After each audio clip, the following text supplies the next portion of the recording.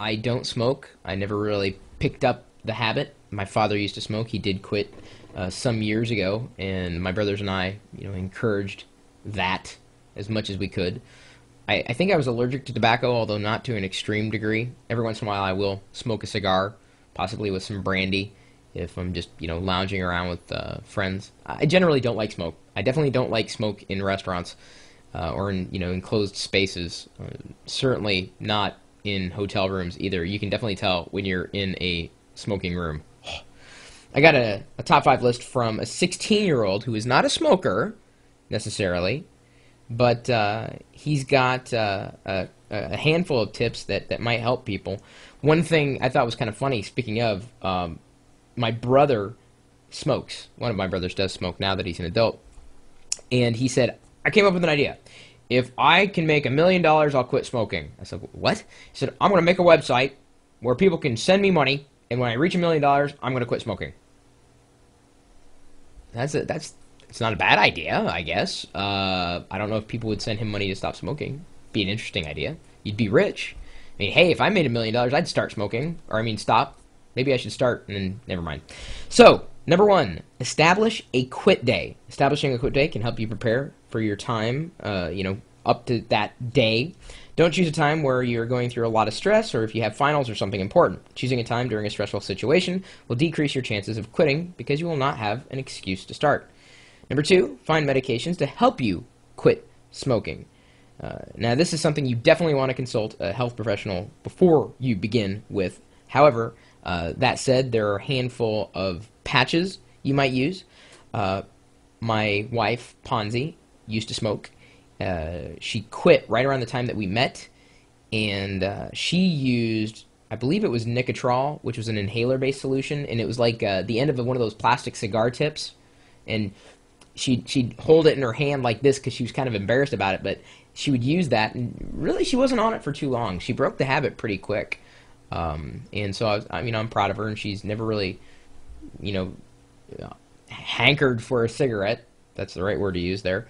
But she didn't use the patch. She used the inhaler, and it did work very well for her. There's also lozenges. People recommend staying away from the candy solutions. Feared Bliss notes this can actually begin a lifetime of addiction. Imagine if your kid accidentally ate your nicotine candy. It wouldn't be good. That is true. My mom, way back in the early 80s, had these... they were diet candies. They were like caramel flavored candies. And one afternoon, my dad and I broke into them, and we ate the whole box of caramel candies. And I have been addicted to weight loss caramels ever since.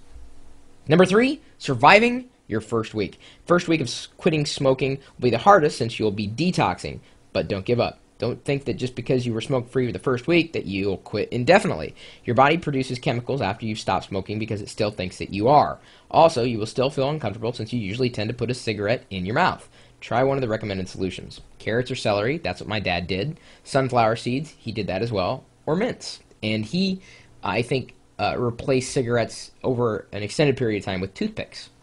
And he always had a toothpick in his mouth. And of course not while he was smoking, but largely after he had quit smoking. I guess Freud would say that he was stuck in the oral fixation stage of his life. Number four, dietary changes. Since you're quitting smoking, your body will become weaker since you're going through nicotine withdrawal. The best way that he notes to fix this is to drink a recommended 8 glasses of water each day. Water is the best solution since it cleanses your body of all the toxins that you still have. You'll also feel hydrated and refreshed. Also, people that smoke will also most likely drink coffee. Do not drink coffee, he says. Caffeine is a very addictive drug which could affect your body's chemistry. I wonder what Chris is going to say. Oh well, I need my Pete's coffee. Ha ha. Oh, feared bliss, you know me oh too well. Number five, and it's probably the most important, rewards and commitment. Since you're quitting smoking, you should reward yourself. Think about all the money you spend on cigarettes. Since cigarettes costs are constantly increasing, you'll probably have money to buy yourself something nice. Go out and eat or watch a movie, go to a concert, or even buy new music.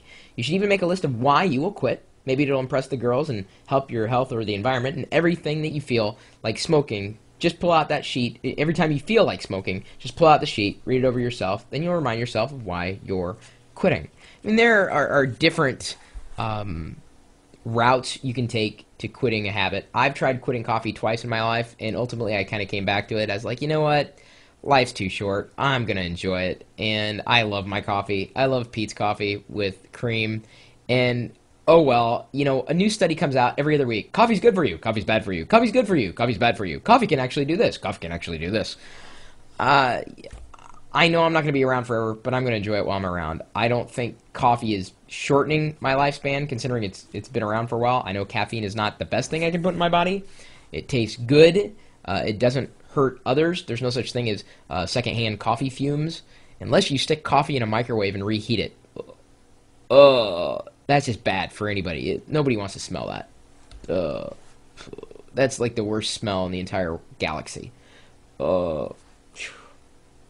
It turns my stomach every time I just think about that. Because every time you think about a smell, you ever notice that? When you think about a smell, you can almost actually smell it. It's the same thing that happens when you are, like, let's say at a table, and you've got a glass of chocolate milk, and let's say club soda sitting next to it, and you pick up the club soda, and you think you're drinking chocolate milk, and for like a second, the texture is like you're drinking milk, and then you realize your tongue wakes up and realizes that you're drinking something else. Have you ever had that happen to you? Like, freaks you out. Like, you're like, wait a minute, how for like a second did my body actually give me the sensation of a different texture? The body is just strange. And some of our bodies look even stranger. Well, maybe I'm alone then, Adam. What can I say? My email address is chris@pirillo.com. Maybe you have actually gone through quitting smoking. You've got some tips to share with the community. Maybe you've gone through another kind of addiction, and recovered from it. Certainly, if you've got tips to share with the community, it's a good thing to talk about this stuff. I have friends who smoke and who don't smoke. I have computers that smoke, but not for very long because they don't boot up after they do that. Better stop that. Now, if you want to stop by our website, we're typically talking tech, unless, of course, you're taking a cigarette break, and sometimes you can see me sipping coffee. We're all addicted to something, man.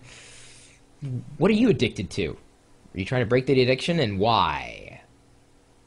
If you'd like to join the rest of us addicts, we're addicted to tech, typically talking about that 24 hours a day, 7 days a week at live.pirillo.com. We'll see you later.